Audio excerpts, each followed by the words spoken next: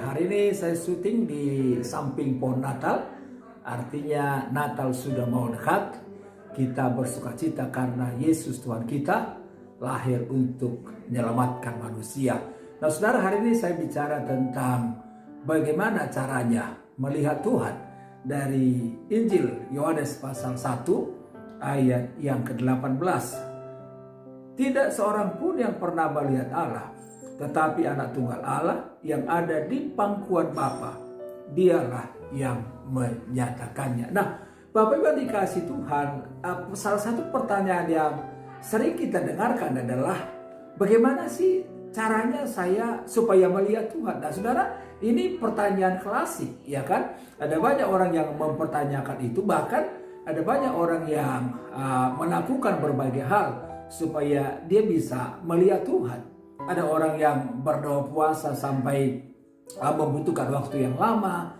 Ada orang yang berusaha berdoa. Ada orang yang berusaha hidup dalam kesucian dan kekudusan. Bahkan ada orang yang bertapa supaya dia bisa punya kesempatan untuk melihat Tuhan. Nah, tapi saya mau beritahu buat kita bahwa apapun usaha manusia untuk mencari, untuk melihat, untuk mengenal Allah, tidak akan pernah berhasil. Karena setiap kita melihat Tuhan, setiap kita mengenal Tuhan harus didasarkan pada inisiatif Tuhan yang punya kerinduan menyatakan dirinya sehingga kita bisa mengenalnya. Memang dalam perjanjian lama, ya Tuhan menyatakan dirinya, memang kuasanya, kasihnya, tetapi dalam bentuk yang masih terbatas. Tetapi dalam perjanjian baru kita melihat Allah menyatakan dirinya secara tuntas. Allah menyatakan dirinya dengan luar biasa sehingga setiap kita bisa mengenal Tuhan. Yesus berkata kepada Filipus, Filipus, sudah sekian lama saya bersama dengan kamu. Masakan kamu bertanya, tunjukkanlah Bapa itu kepada kami. Yesus berkata bahwa barang siapa melihat Yesus, dia sudah melihat Bapa, dia sudah melihat Allah. Karena memang Yesus adalah satu dengan Bapa. Tuhan tidak mau kita hidup dalam kebingungan. Makanya Yesus berkata, tidak seorang pun yang melihat Bapa, yang mengenal Bapa, kecuali Bapa sendiri, anak sendiri. Tidak seorang pun yang mengenal anak kecuali Bapa, dan yang kepadanya anak itu menyatakannya. Itu sebabnya kita bersyukur Allah kita menyatakan dirinya kepada kita dengan sempurna, dengan tuntas, supaya kita bisa mengenalnya dengan baik. Perjumpaan kita dengan Yesus adalah perjumpaan dengan Allah. Yang pertama adalah karena Yesus adalah Allah yang menjelma menjadi manusia.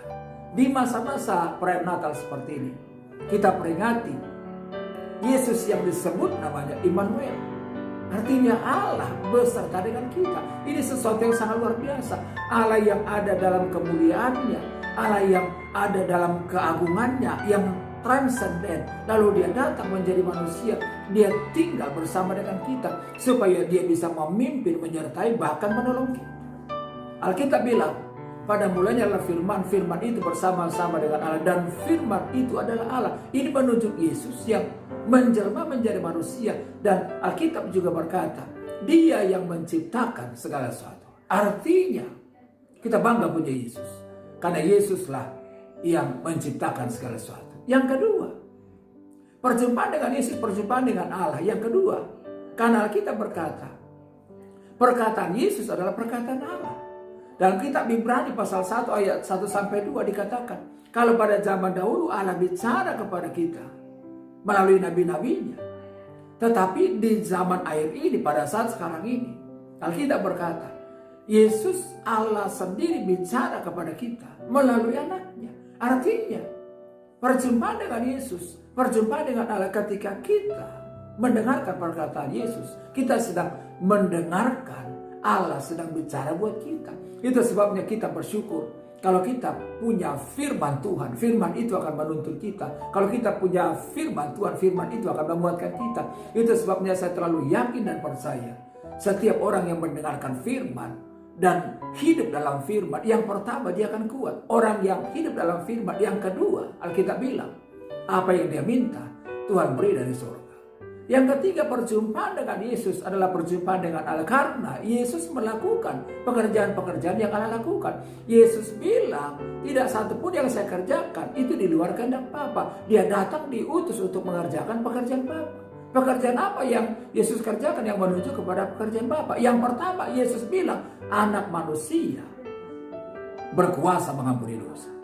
Tidak ada manusia yang bisa mengampuni dosa, hanya Allah yang bisa mengampuni dosa. Orang-orang Farisi menuduh Yesus memang menyangka bahwa Yesus itu tidak berkuasa untuk mengampuni dosa karena buat mereka Yesus cuma manusia. Tapi Yesus tahu dari mana dia datang dan kemana dia akan pergi, karena dia adalah Allah. Dan kalau kita lihat dalam Alkitab, Yesus melakukan pekerjaan Allah karena Yesus melakukan mukjizat yang besar yang menandakan bahwa dia adalah Mesias yang Tuhan utus untuk menyelamatkan setiap orang percaya. Karena itu Bapak Ibu, kalau kita ingin melihat Tuhan, kalau kita ingin mengenal Allah, datanglah kepada Yesus karena dia adalah Allah yang Maha Kuasa, yang menjelma menjadi manusia untuk menyertai hidup kita. Doa saya, Tuhan Yesus memberkati Bapak Ibu.